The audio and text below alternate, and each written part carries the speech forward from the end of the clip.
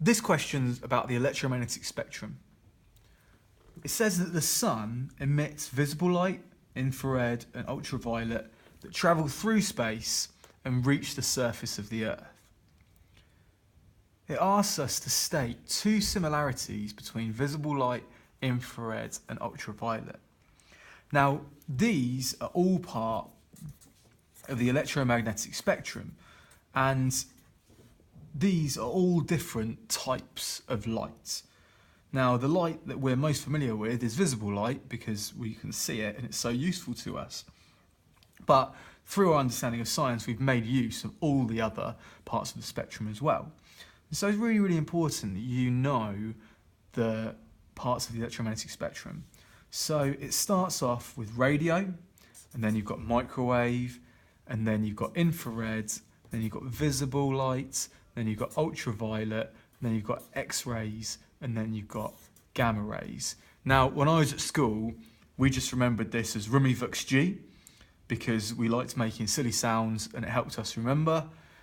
There's another one that might help you, which is rappers might ignore very unusual xylophone gigs.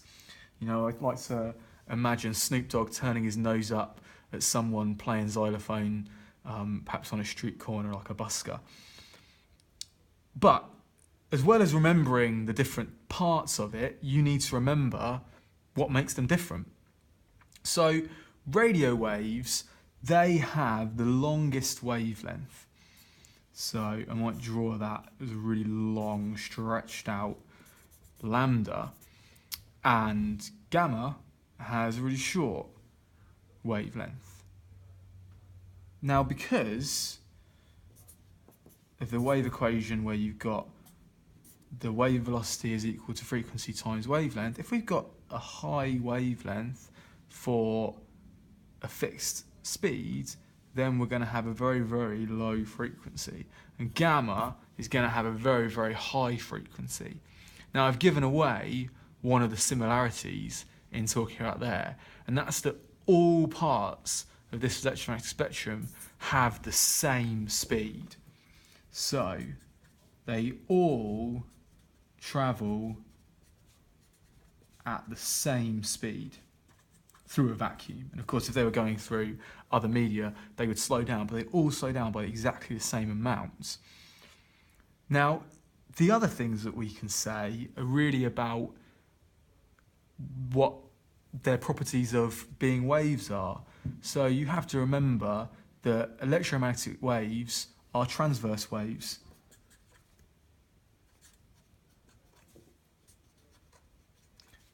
As opposed to longitudinal, like sound waves.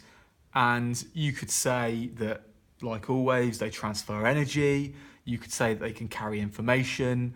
You could say that they can travel through a vacuum or do not require a medium. You know, there's lots of things that you can say about this sort of question. Then it says that too much exposure to infrared and ultraviolet can cause damage to the human body. And then it says state the damage that each can cause. So infrareds, you know, that's the sort that is given off by a body that has heat energy. The more heat energy you've got, the more infrared radiation will be given off. And we've all seen the sort of police camera action shows where they're tracking down a burglar and it's dark, they can't find him in the police car, but they've got a police helicopter overhead, and the burglar thinks he's really, really clever and that the police can't find him and he's just going to hide in a bin for a little bit while the police move on and give up looking for him. But the police helicopter overhead can see that he's in the bin because his infrared radiation is travelling through the lid of the bin, and then the police helicopter can just send the police car to the burglar and they can pick him up and put him away. So, how could this infrared radiation damage the body? Now, we all give off infrared radiation, but it's not very intense compared to really hot objects. But if you put your hand in a toaster, even if you didn't touch the elements, which, you know, the toast doesn't actually touch the heating element, there's no conduction taking place, you would get a really, really bad burn. And that's because the heat energy is causing your skin cells to literally break apart. So you can get skin burns from infrared radiation. Now it's really important that you don't say something like sunburn, because you're not being burnt by infrared radiation from the sun. You'll feel it warm you up, but you're not close enough to the sun to be burnt by the infrared radiation. The sunburn is caused by the ultraviolets. And so you could say that we've got sunburn, we could say that, but we could just say more generally it's damage to surface cells, or we could say that it can cause blindness, and that's why we recommend that you wear sunglasses on a sunny day. Part C says that 7 colours can be seen in the visible spectrum. Which colour has the longest wavelength? So if we go back to this idea of radio having the longest wavelength and gamma having the shortest wavelength, then visible light right in the middle there, that's split up into the different colours of the rainbow. So we've got red, we've got orange, we've got yellow, we've got green, we've got blue, we've got indigo, and we've got violet.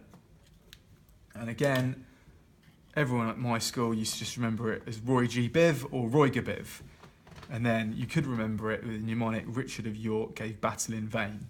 But I just like to remember things as stupid sounds. And they follow the exact same pattern. Infrared means before red. And ultraviolet means after violet. You know, sometimes you talk about ultrasound. That's sound which has a higher frequency than typical auditory sound or sound that we can hear. And sometimes you use the term infrasound to describe vibrations that are too low frequency or below 20 hertz that we can't hear. And it's exactly the same applied to the colours of the rainbow. And so red is going to be the longest wavelength or lowest frequency. Violet would be the shortest wavelength and highest frequency.